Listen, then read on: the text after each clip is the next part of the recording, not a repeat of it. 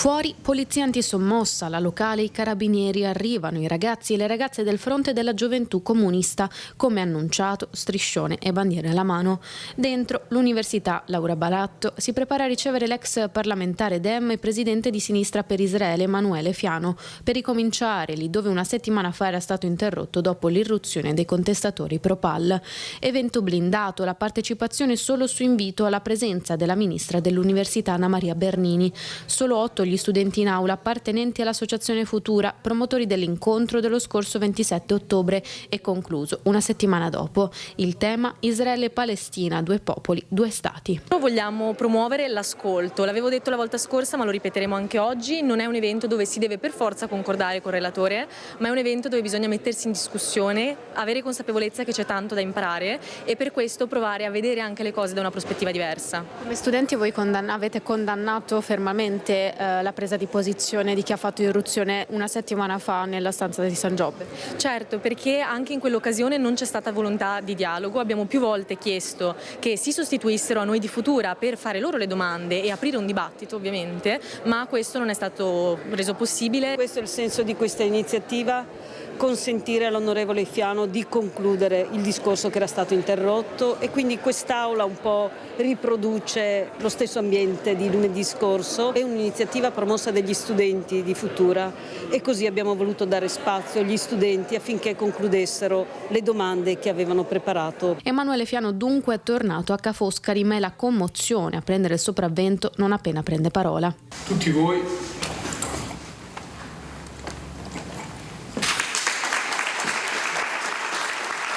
Il pensiero a Yitzhak Rabin, primo ministro israeliano ucciso 30 anni fa da sionisti di estrema destra e che con Arafat parlò concretamente di pace. le due narrazioni della storia, quella israeliana e quella palestinese, non coincideranno mai e quindi ad un certo punto due che si erano combattuti e ognuno dei quali pensava dell'altro che avesse le mani sporche di sangue, hanno deciso che bisognava iniziare non più a parlare del passato ma a parlare del futuro. Il focus poi sulla storia israeliana, le ragioni dell'attuale guerra, molto spazio all'attentato del 7 ottobre, la volontà di ricominciare dalle parole nessun genocidio in atto, secondo Fiano, in Palestina. Per me, per dare un giudizio terribile sulle decine di migliaia di morti a Gaza non importa la parola, perché se lei lo chiama massacro o genocidio rimane il fatto che sono morte decine di migliaia di civili. Discutiamone pure se questo è importante. Io non credo che sia importante per affermare i diritti del popolo palestinese, per lottare per la pace, perché la guerra non riprenda, perché le armi cedono il posto alle trattative. Io sono la scorta istituzionale e democratica di Emanuele Fiano. L'università è il luogo della libertà, ma anche della libertà di dissenso, e che è un luogo aperto, profondamente libero, un'agorà, non uno stadio dove ognuno si rintana e si perde nella sua curva. Questa è la differenza.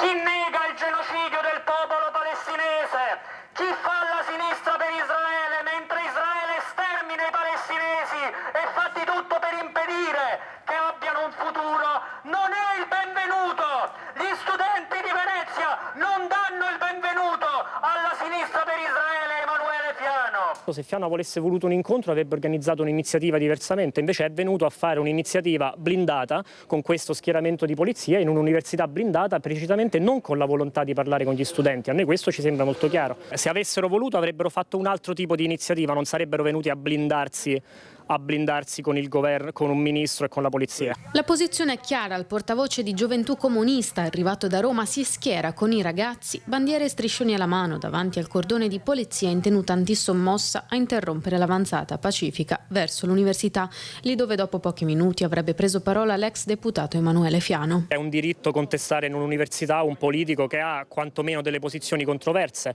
Fiano è un politico di lungo corso che ha assunto posizioni di sostegno allo Stato di Israele mentre Israele sta commettendo crimini di genocidio, è un politico che nega che sia avvenuto, che stia avvenendo un genocidio contro i palestinesi? Si aspettava di non ricevere una contestazione? Doveroso contestare chi nega il genocidio, dicono i manifestanti Fiano, si schiera così con il governo per un DDL liberticida, un disegno di legge depositato in Parlamento per punire presunti crimini di odio antisemita, ma dove, ribadiscono, la definizione di antisemitismo è molto interpretabile e non si può continuare a bollare come antisemita chiunque si mobiliti per la Palestina.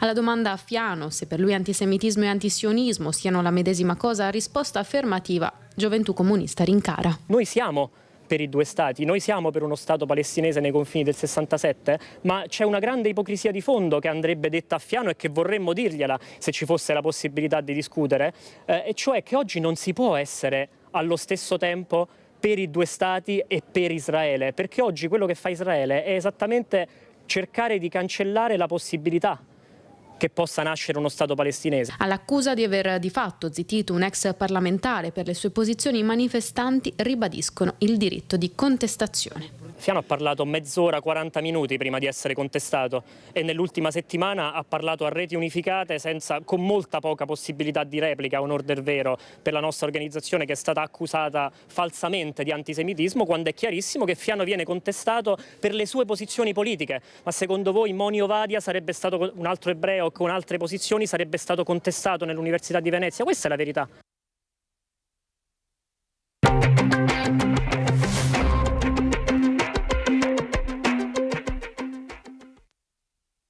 Sta lottando, sospeso tra la vita e la morte, il 33enne tunisino operato d'urgenza all'ospedale dell'Angelo per ferite multiple da taglio tra torace e addome che hanno interessato organi vitali quali il fegato, la milza e l'intestino.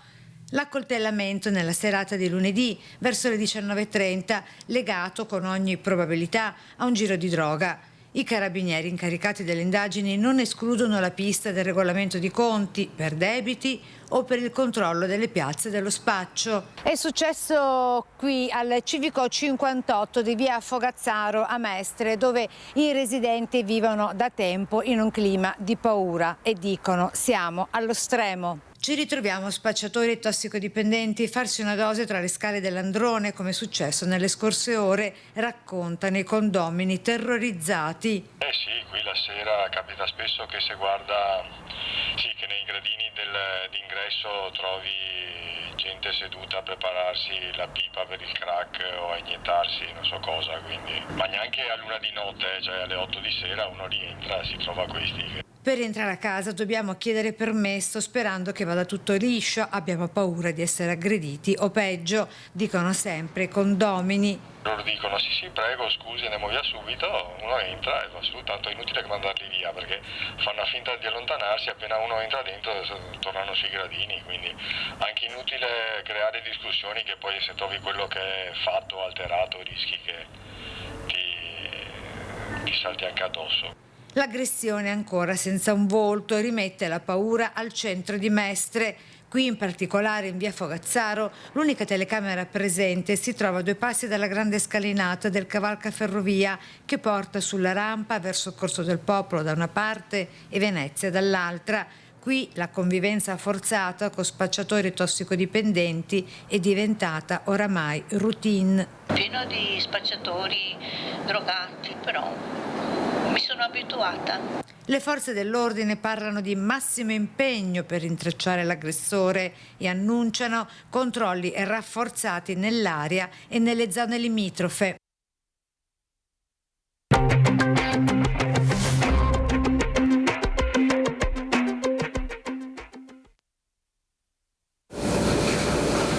Un'apertura nella siepe, l'accesso semplice allo stabile abbandonato, un tempo sede della scuola sommergibilisti a 2 passi dalla fermata bacini dell'Arsenale e appena prima degli uffici di monitoraggio del Mose. Un piccolo gradino e si entra nella caserma fatiscente dove la 17enne è precipitata per 6 metri a causa del cedimento di un solaio del primo piano. Si trovava insieme ad un altro minorenne che ha dato l'allarme subito dopo la caduta della ragazza. I due erano entrati intorno alle 5 del pomeriggio per perlustrare le rovine della caserma. Secondo le prime ricostruzioni, la ragazza sarebbe caduta sul vano delle scale, riportando diverse fratture di seria entità. Attualmente la giovane resta ricoverata in rianimazione in prognosi riservata all'ospedale all'Angelo. I rilievi della polizia all'indomani della caduta, tra calcinacci, cumuli di rifiuti, bottiglie e lattine di alcol vuote, ma soprattutto resti di siringhe, garze impregnate di sangue. I residenti vicini alla zona denunciano la frequentazione da parte di ragazzini e soprattutto tossicodipendenti. L'incidente che ha coinvolto la giovane ragazza ha riacceso l'attenzione su questo buco nero della città.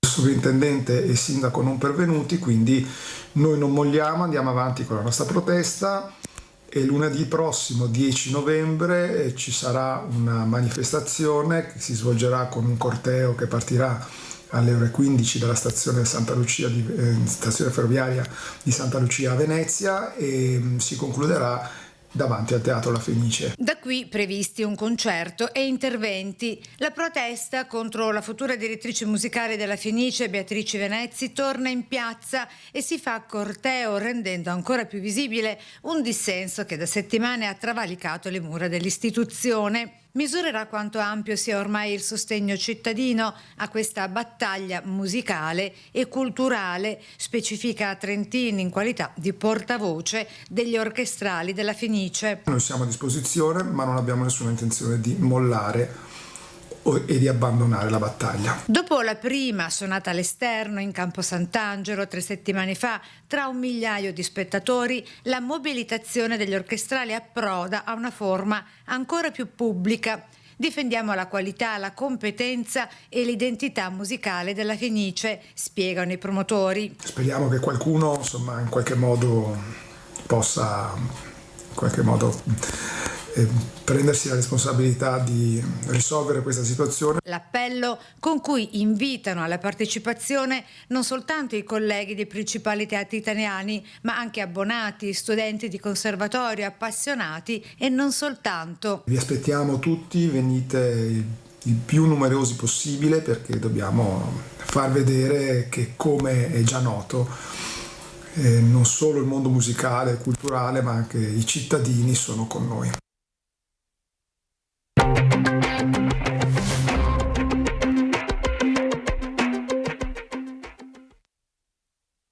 Mentre si cerca ancora il tunisino che lunedì sera ha coltellato un connazionale di 33 anni operato d'urgenza all'ospedale All'Angelo per ferite multiple tra torace e addome, a Mestre nelle scorse ore si è consumata l'ennesima aggressione.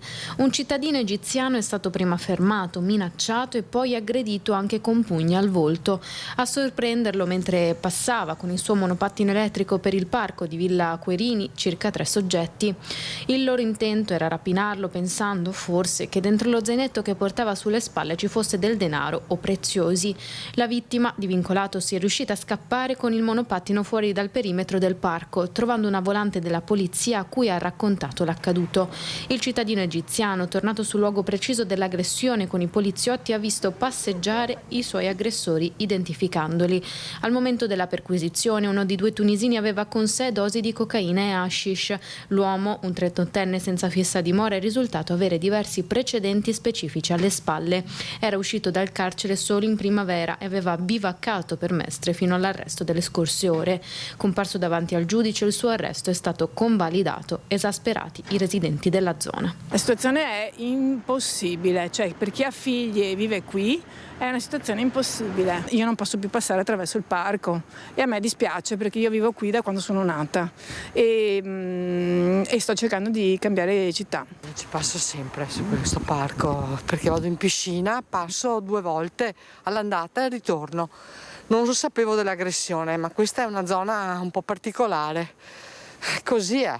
Se non mettono un servizio comunale che accoglie i ragazzi che ci sono, la vedo dura. Un monito alle istituzioni affinché venga incrementata la sorveglianza nella zona. Il parco è impraticabile e purtroppo non si tratta di non accoglienza, ma si tratta che ci vorrebbe una vigilanza continua. I ragazzini che passano e vanno a fare sport e che vedono tutti i giorni gente che si riscalda l'eroina, che se la fuma, cioè non è possibile. Un pericolo per i ragazzi e gli anziani che attraversano il parco per andare a scuola, fare la spesa o andare a fare sport. E anche alle 4 del pomeriggio ci sono i bambini che vanno a fare sport al centro di Via Olimpia e ci sono i tossici che si iniettano eroina o la fumano. È veramente assurdo che nessuno si renda conto di quello che stiamo vivendo in centro a Mestre. C'è una tale insofferenza sociale che veramente sfocerà in una protesta.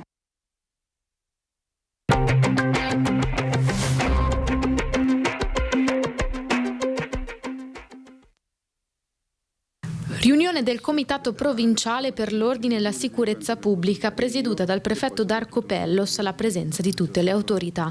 Al centro dell'incontro la definizione e l'attuazione di misure preventive volte al mantenimento dell'ordine e la sicurezza. Nuovamente istituite, quindi a partire da sabato, le cosiddette zone rosse nelle aree del Comune di Venezia, già individuate nei precedenti provvedimenti e attuati nel corso dell'anno. È stata inoltre riconfermata l'intensificazione dei servizi di controllo del territorio in diversi comuni della città metropolitana, attuata anche attraverso l'ottimizzazione delle risorse con un raccordo organico operativo tra le compagnie dei Carabinieri di Mestre, Chioggia e di Portogruaro e San Donà di Piave. Un'occasione utile anche per discutere del tema sollevato dall'incidente che ha coinvolto una minore negli scorsi giorni all'Arsenale, sugli immobili in disuso e abbandonati presenti sul territorio. Il prefetto ha evidenziato la necessità di una costante attenzione verso questa problematica anche con interventi in via sostitutiva da parte delle amministrazioni competenti in caso di inadempimento dei proprietari alle ordinanze di messa in sicurezza.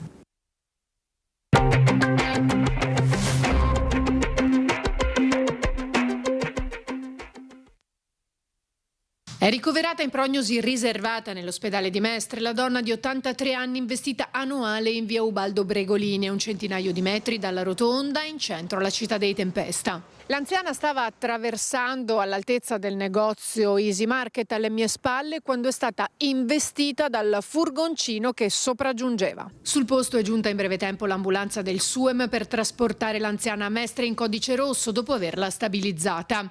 Sono giunti poco dopo anche i carabinieri, cui spetta stabilire la dinamica dell'incidente, che hanno identificato poi la persona alla guida del furgone ed effettuato i rilievi. Questa è una strada illuminata, il passaggio pedonale è illuminato, per cui da un punto di vista della prevenzione e della sicurezza mi sento di dire che la strada non presentava condizioni particolari. Noi rinnoviamo la vicinanza alla famiglia e ci auguriamo che le condizioni migliorino ovviamente. La dinamica è in fase ancora di indagine, quindi non sappiamo bene cosa abbia causato il sinistro. Noi, ripeto, siamo molto vicini a tutti loro.